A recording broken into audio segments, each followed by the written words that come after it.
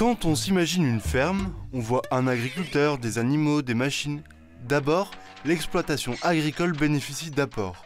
Il peut s'agir d'intrants, de matériel, d'aliments, cela afin de fabriquer des produits de consommation comme du lait, des céréales ou de la viande. Tous ces éléments s'organisent de façon linéaire, un peu comme une usine. Le problème avec cette organisation, c'est qu'elle génère un grand nombre d'éléments indésirables qu'on a du mal à contrôler. Il peut s'agir d'émissions de CO2, de déchets, de pollution des sols et de l'eau. Essayons maintenant de penser une ferme comme un organisme complexe dans lequel les organes seraient dépendants les uns des autres. On va maintenant parler d'agroécosystème. Son bon fonctionnement est lié à une bonne santé qui nécessite de créer et de maintenir un bon équilibre entre chacun de ces organes. Pour trouver son équilibre, ce système de production agricole doit prendre en compte les particularités de son environnement, comme la qualité de l'eau, la faune et la flore.